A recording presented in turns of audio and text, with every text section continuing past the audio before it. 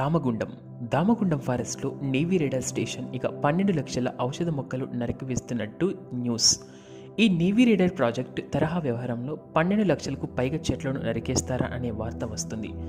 దామగుండం తెలంగాణ రాష్ట్రంలోని వికారాబాద్ జిల్లా దామగుండం రిజర్వేర్లో ఏళ్ల చరిత్ర కలిగినటువంటి ఇది అనంతగిరిని ఆనుకుని ఉన్నటువంటి దామగుండం అనే ప్రాంతానికి చెందినది. అయితే దామగుండం ఫారెస్ట్లో తూర్పు నౌకదళ రాడార్ స్టేషన్ విశాఖపట్నం నెలకొల్పుతున్నట్టు ఏర్పాటు చేస్తున్నట్టు, దీనికి దాదాపు 3000 ఎకరాల స్థలం కేటాయిస్తున్నట్లు, ఈ ప్రాంతంలో స్టేషన్ ఏర్పాటు చేస్తున్నట్టు, దానివల్ల అక్కడ ఉండేటువంటి చెట్లను నరికివేయబోతున్నటువంటి ఈ యొక్క మౌలిక వస్తువుల సదుపాయంలో అక్కడ ఉన్నటువంటి వ్యవహరిస్తున్నటువంటి తీర్పునకు నేడు ఈ అంశం ప్రతిబింబించింది.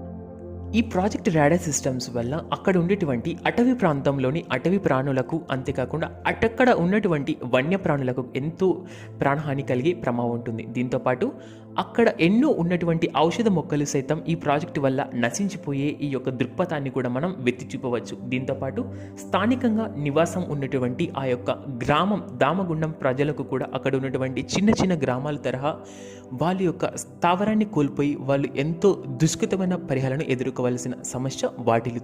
న్యూస్లో వస్తున్నటువంటి దామగుండం ప్రాజెక్టు న్యూస్ని సెంట్రల్ గవర్నమెంట్ తిరస్కరించింది. దాన్ని కేటాయించిన భూమిలో కేవలం 48% మాత్రమే ఆ స్టేషన్కు నిర్మాణానికి వస్తున్నట్టు, దీంతో 12 లక్షల చెట్లు నరికివేయడం అనేది అవాస్తవమని, కేవలం 193,000 చెట్లను మాత్రమే వాళ్ళు తొలగిస్తున్నట్టు చెప్తున్నారు. అయితే దీనికి బదులుగా వాళ్ళు వికారాబాద్, రంగారెడ్డి జిల్లాలలో 2348 హెక్టార్లకు క్షీణించిన ఫారెస్ట్లో దాదాపు 17 లక్షలకు పైగా చెట్లను వాళ్ళు నాటుతామని, దీనికి బదులుగా మేము అక్కడ మొక్కలను పెంచుతామని ఈ యొక్క సెంట్రల్ గవర్నమెంట్ మినిస్టర్ అటవీ శాఖ అయినటువంటి డోబ్రియల్ చెప్తున్నారు. అయితే ఇక్కడ మనం ముఖ్యంగా చెప్పుకోవాల్సింది దామగుండం ప్రాజెక్టులో ముఖ్యంగా ఉన్నటువంటి శ్రీ రామలింగేశ్వర స్వామి దేవస్థానం.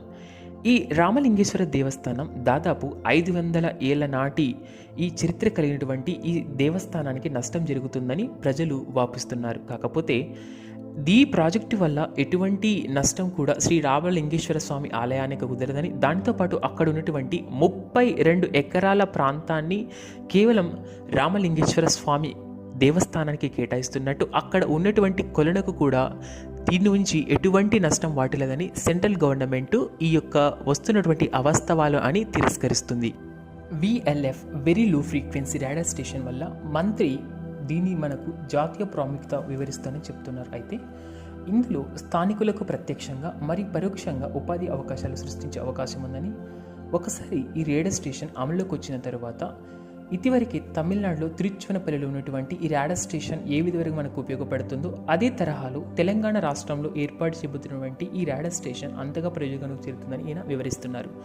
కాకపోతే ఇందులో దేశ భద్రత, మౌలిక సదుపాయాలను, గణాంకాలను అదుపులో పెట్టుకొని వీటి గురించి వివరిస్తున్నారు. ఇక్కడ మనం ఒకటి గుర్తుపెట్టుకోవాల్సిన విషయం చిప్కో మూమెంట్. చిప్కో మూమెంట్ 70వ దశంలో, అనగా ఈ 70వ దశల్లో మనకు గౌరవదేవి నుంచి సుందర్లాల్ బహుగుణ వరకు ఈ చిప్కో మూమెంట్ అనేది జరిగింది. ఈ చిప్కో మూమెంట్ కేవలం 300 చెట్లను రక్షించుకోవడానికి చిప్కో మూమెంట్ వచ్చినప్పుడు, ప్రస్తుతం దామగుండం ప్రాజెక్ట్ దగ్గర దాదాపు 12 లక్షల చెట్లను నరికివేస్తున్నట్టు మనకు సమాచారం. కాకపోతే గవర్నమెంట్ అందించినటువంటి అఫీషియల్ ప్రకారం వాళ్ళు దాదాపు 193,000 వరకు వాళ్ళు చెట్లు నరికేస్తున్నట్టు ప్రతిదీ. అంటే 300 చెట్లకే మనం చిప్కో మూమెంట్కు బయలుదేరినప్పుడు అట్లీస్ట్ గవర్నమెంట్ చెప్పిన దాని ప్రకారం మనం దాదాపు 190,000 చెట్లు అయినా కూడా దీన్ని ఎట్టి ఉద్యమంలోకి తీసుకువెళ్ళాలనేది దీని యొక్క ముఖ్య ఉద్దేశం.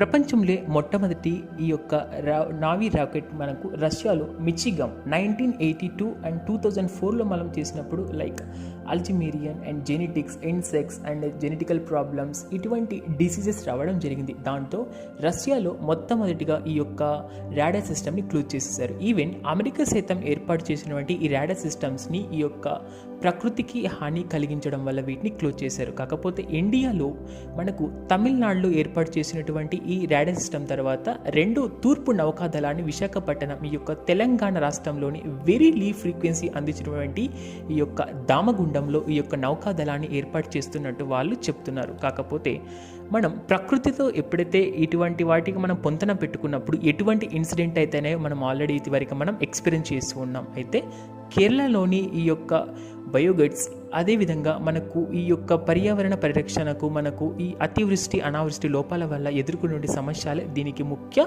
ఎగ్జాంపుల్స్గా మనం కూడా పరిగణించవచ్చు. అయితే దీనిని నిరసిస్తూ నేషనల్ అలయన్స్ పీపుల్ న్యాప్ అనే ఒక సంస్థ దీనికి వాళ్ళు వ్యతిరేకంగా పోరాటం చేస్తున్నారు. ఒక్కసారి శ్వాస తెగిపోయాక ఇక మనం చెట్లు నాటి దీనివల్ల ప్రయోజనం ఏమిటి? సో శ్వాస తెగిపోయాక ఏ మాయ ఏ సుందరీకరణ చేసినా మాకు అవసరం లేదన్న ఒక నినాదంతో వాళ్ళు ముందుకొచ్చారు.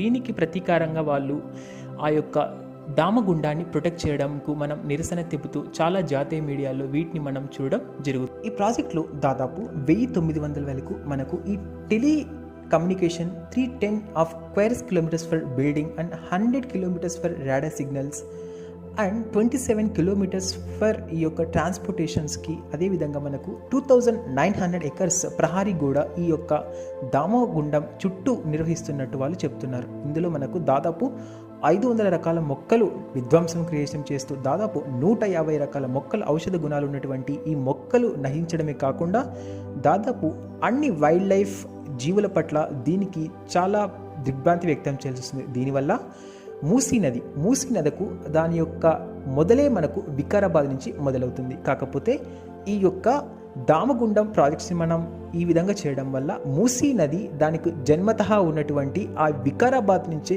దీన్ని మనం మూసీ నదిని సైతం క్లోజ్ చేసే ప్రక్రియ ఈ రాడార్ స్టేషన్ వల్ల జరుగుతుందని, మూసీ నది ఈ హైదరాబాద్కు ఎంత ఇంపార్టెన్స్ మనకు దాని నుంచి ఇది కూడా వెళ్ళిపోతుందని ఒక దిగ్భ్రాంతి పర్యవేక్షకన, అదే కాకుండా పర్యాటక రంగం వాళ్ళు కూడా ఈ యొక్క ప్రకృతి సైతం వాళ్ళు ప్రేమించే వాళ్ళు దీనికి నిరసన తెలుపుతున్నారు. దీంతోపాటు గంగా, గోదావరి, తుంగభద్ర ఈ తదితర నదులకు మనకు అకార్డింగ్ టు ఇండియన్ యాక్ట్స్లో మనకు ఎకో సెన్సిటివ్ జోన్ ప్రకారం దాదాపు 300 ఎకరాల లోపు ఎటువంటి హాని కూడా చేయకూడదు. కాకపోతే మరి అంతటి నది అయినటువంటి మూసీ నదికి మాత్రం ఈ యాక్ట్ ఎందుకు వర్తించదు? 300 కిలోమీటర్ల మూట మూసీ నదిని మీరు ఎందుకు టచ్ చేస్తున్నారన్న విషయం నిరసనలు తెలుపుతున్నారు. ఇది అయినప్పటికీ ఈవెన్ 192,000 చెట్లను సైతం వీళ్ళు నరికినా, మనకు 12 లక్షలు కాకపోయినా 192,000 చెట్లు నరికినా సరే వీళ్ళు land temple land for great it means endowment act ప్రకారం మనకు శ్రీ రామలింగేశ్వర స్వామి టెంపుల్ అది ఎండోన్మెంట్ జోన్కి వచ్చినప్పుడు అది మనకు ఇది టెంపుల్కి సంబంధించిన ప్లేస్ అయినా సరే దానిని గవర్నమెంట్ మొత్తం ఆక్యుపై చేసేయడం, మొత్తం దామగుండంలో ఉన్నటువంటి ఆ టెంపుల్ని సైతం ఈ గవర్నమెంట్ ఆక్యుపై చేసేయడం, దీనివల్ల వాళ్ళ యొక్క స్టేట్ గొప్పతనం పెరుగుతుందన్న ఒక అపోహలో ఈ యొక్క తెలంగాణ గవర్నమెంట్ సైతం ఈ జాతీయ ప్రాజెక్ట్ని యాక్సెప్ట్ చేయడం అనేది ఎంతో దిగ్భ్రాంతికి వ్యక్తం చేసిన విషయం. అయితే దీనికి నిరసనగా ఈవెన్ మనం ఈ రాడార్ సిస్టమ్స్ వల్ల మనం ఎంతో అభివృద్ధి చెందినప్పటికీ మొక్కలు అవి కొన్ని వందల వేల సంవత్సరాల తరహా ఉన్నటువంటి కొత్త అడవి క్రియేట్ చేయడం అనేది ఈ మానవ సైతరం కాని విషయం. దీనివల్ల ఎన్నో రోగాలు, ప్రకృతి యొక్క విస్ఫోటనాలకు మనం గురి కావాల్సి ఉంటుంది. కాబట్టి ఈ దామగుండం ప్రాజెక్ట్స్ని మనం ఇదివరకే తమిళనాడులో తిరుచురల్ IS ఇన్ 1999 మనం నిర్మించిన దాని ప్రకారం దానివల్ల ఎంతో ప్రమాదం పొంచి ఉన్న జాతీయ స్థాయి మీడియా మాత్రం దీనివల్ల మనకు ఎటువంటి హాని ఉండదు, ఇదివరకే తమిళనాడులో ఉంది కాబట్టి తెలంగాణకు కూడా ఇది రెండవది కూడా మనం తీసుకువస్తున్నాం అనే ఒక అపోహలో మనం ఈ యొక్క అటవులను సైతం పోగొట్టుకుంటున్నాం. దాదాపు మనం ఎన్ని లక్షల చెట్లను మనిషి తనకు తనే కూర్చున్న మొక్కను తను కూర్చున్న చానే కొమ్మను నరుకుతున్నట్టు ఈ యొక్క విస్ఫోటనలు చూస్తుంటే మనకు రాబోయే తరం ఈ యొక్క మొక్కల నుంచి వీళ్ళు దూరం అయిపోయి ప్రకృతిని సైతం విధ్వంసం చేసే ప్రక్రియలో ఈ యొక్క రాజకీయాలు బయలుదేరుతున్నాయి.